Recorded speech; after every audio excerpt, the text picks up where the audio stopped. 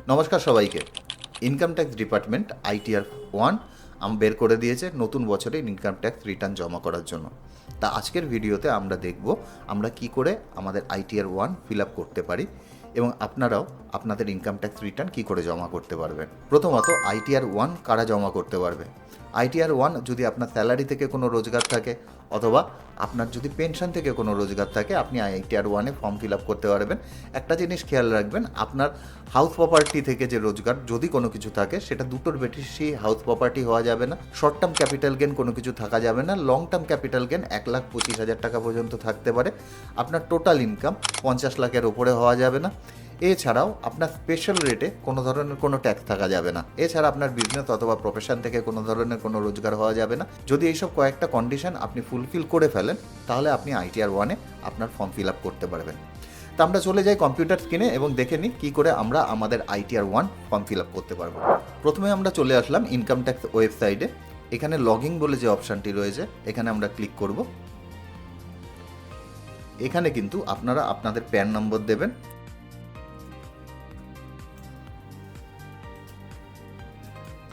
নিচে পাসওয়ার্ড দেবেন, কন্টিনিউ। আমরা কিন্তু আমাদের ইনকাম ট্যাক্সের ওয়েবসাইটের ভেতরে ঢুকে গেলাম। ইনকাম ট্যাক্স রিটার্ন জমা করার আগে বেশ কিছু ডকুমেন্ট আপনার হাতের কাছে অবশ্যই রেখে দিতে হবে। আপনাদের যদি না জানা থাকে আমি ডেসক্রিপশন বক্সে একটা ভিডিওর লিঙ্ক দিয়ে রাখবো, তাহলে কিন্তু বুঝতে পারবেন আপনার কোন ধরনের কোনো রোজগার থাকলে কী কী ডকুমেন্টস আপনার প্রয়োজন হতে পারে। তবু মোটামুটি রকমভাবে বলে রাখি, আপনার যদি স্যালারি অথবা পেনশন থেকে রোজগার হয় সেক্ষেত্রে কিন্তু আপনার ফর্ম 16 আপনার হাতের কাছে রাখবেন।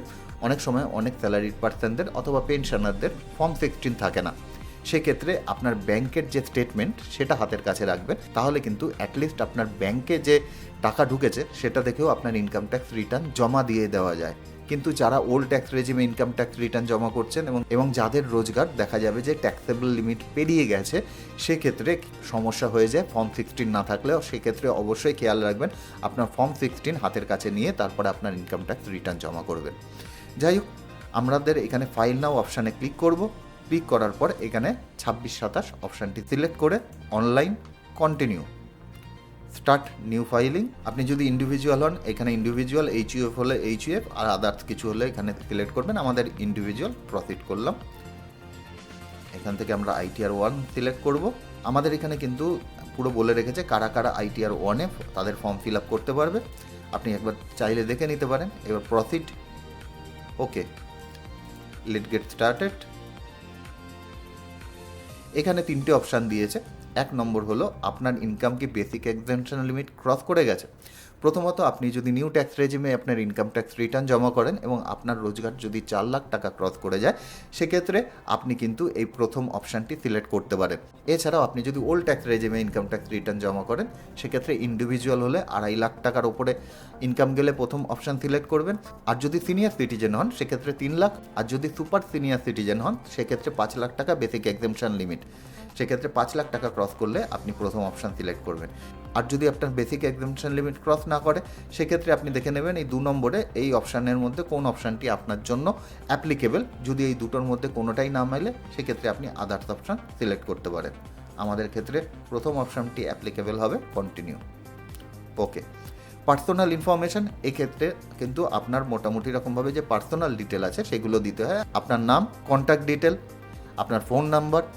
এছাড়াও এখানে কিন্তু নেচার অফ এমপ্লয়মেন্ট রয়েছে। এখানে আপনার সেন্ট্রাল গভর্নমেন্ট না স্টেট গভর্নমেন্ট না PSU আছে নাকি পেনশনার সেটা দিতে হবে। এর মধ্যে যদি কোনোটাই না হয় তাহলে আপনি আদার্স অপশান সিলেক্ট করতে পারেন।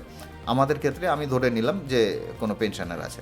এইবার নিচে আসলে এখানে কিন্তু অনেকগুলো সেকশন রয়েছে। 139(1), 139(4). 139(1) হলো আমরা যখন ডিউ ডেটের আগে আমাদের ইনকাম ট্যাক্স রিটার্ন জমা করছি, আর 139(4) হলো যখন আমরা বিলেটেড রিটার্ন জমা করছি। আমরা যেহেতু ডিউ ডেটের মধ্যে জমা করছি সেহেতু প্রথম অপশানটি আমরা সিলেক্ট করব।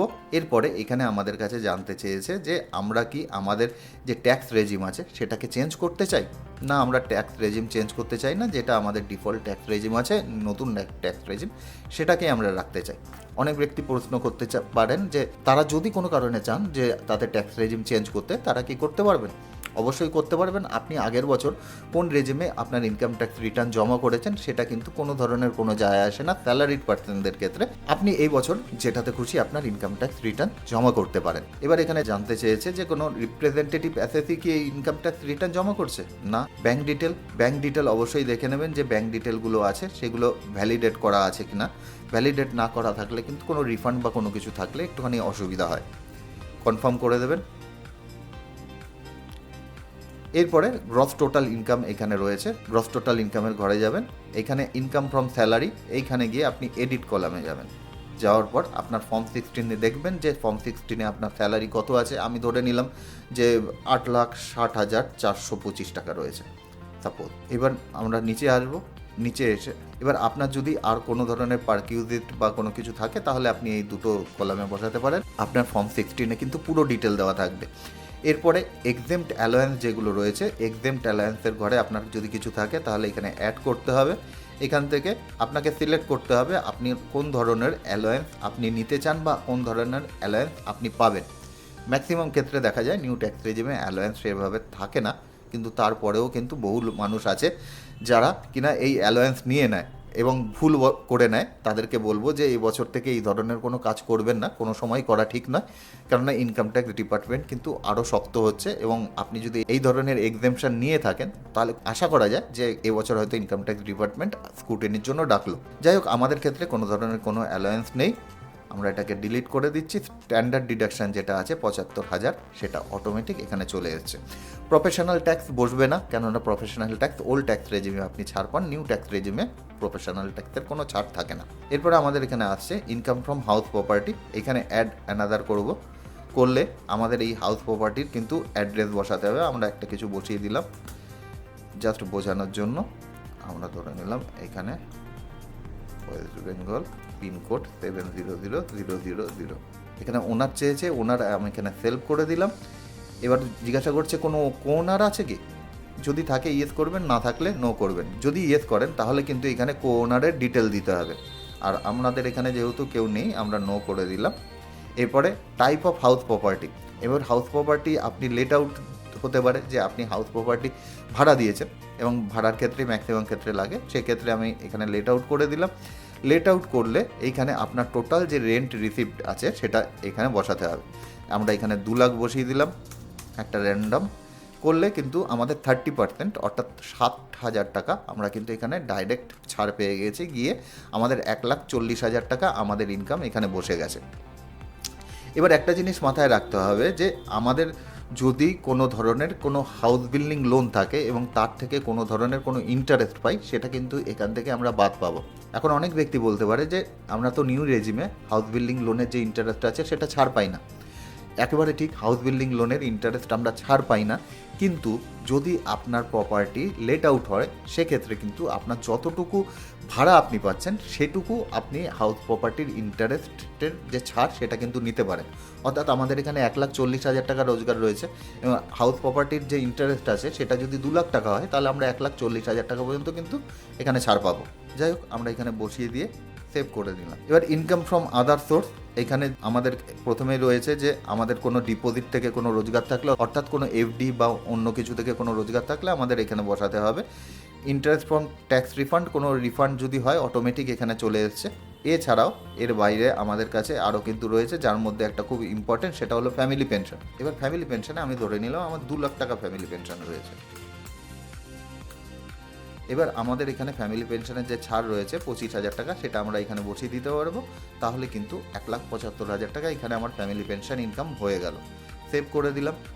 সেভ করে দেওয়ার পরে আমাদের যদি কোনো এক্সেমটেড ইনকাম থাকে সেটা কিন্তু আমরা এখানে বসাতে পারবো। এবার এক্সেমটেড ইনকামের যে ডিটেল আছে সেগুলো কিন্তু এখানে দেওয়া রয়েছে, যেটা আপনার জন্য অ্যাপ্লিকেবল হবে সেটা আপনি বসাতে পারেন। এছাড়াও আপনার যদি লং টার্ম ক্যাপিটাল গেন থেকে কোনো ধরনের কোনো রোজগার থাকে এবং সেটা যদি 1,25,000 টাকা পর্যন্ত হয় তাহলে আপনাকে এখানে C3 যে অপশানটি আছে সেখানে সিলেক্ট করতে হবে। এখানে টোটাল কনসিডারেশন, অর্থাৎ আপনি কত টাকায় সেল করেছেন, ধরে নিলাম আমি 5 লাখ টাকার সেল করেছি। এছাড়াও আমার যেটা পারচেজ ছিল সেটা হলো 4 লাখ টাকা, আমি এখানে বসিয়ে দিলাম 1 লাখ টাকা পর্যন্ত আমার প্রফিট হয়েছে, করে কনফার্ম করে দিলাম। 1,25,000 টাকা পর্যন্ত প্রফিট হলে কিন্তু আমরা এখানে বসাতে পারবো, এটা মাথায় রাখবেন।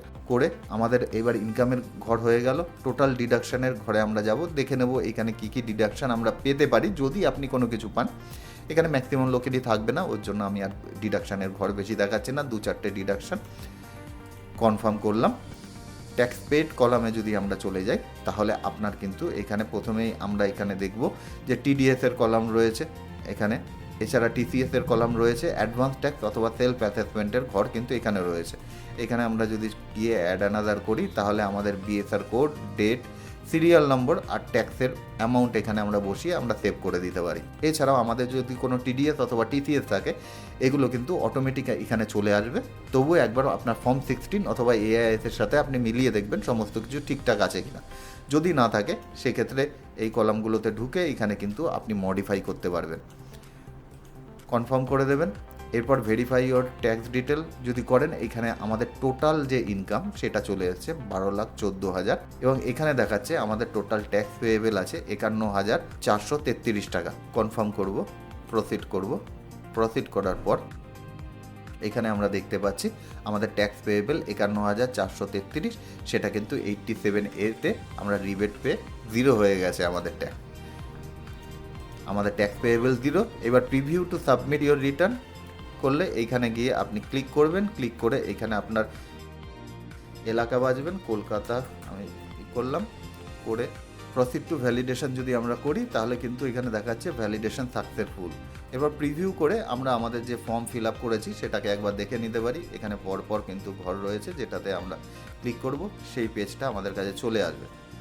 এরপরে আমরা প্রসিড টু ভ্যালিডেশন আবার করতে হবে।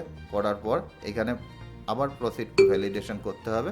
করলে এইখানে কিন্তু ই ভেরিফিকেশনের অপশান দিয়েছে, আপনি এখানে ই ভেরিফিকেশনের অপশানে ক্লিক করে কন্টিনিউ করলে আপনার কাছে ওটিপি চলে আসবে এবং ওটিপি দিয়ে ভেরিফিকেশান করলে আপনার ইনকাম ট্যাক্স রিটার্ন জমা হয়ে যাবে। এছাড়াও কোনো কারণে যদি আপনি আপনার ওটিপি দিয়ে তখনই ভেরিফিকেশান করতে না পারেন সেক্ষেত্রে ই ভেরিফাই লেটার বলে যে অপশানটি আছে সেটা সিলেক্ট করে কিন্তু আপনি এখানে কন্টিনিউ করে আপনার ইনকাম ট্যাক্স রিটার্ন জমা করে দিতে পারেন। সেক্ষেত্রে মাথায় রাখতে হবে রিটার্ন জমা দেওয়ার 30 দিনের মধ্যে আপনার ইনকাম ট্যাক্স রিটার্নটি কিন্তু ই ভেরিফিকেশান করে ফেলতে হবে। আশা করি ভিডিওটি থেকে আপনাদের অল্প কিছু হলেও ভ্যালু প্রোভাইড করতে পারলাম। সুজয় বৈদ্য, সাইনিং অফ।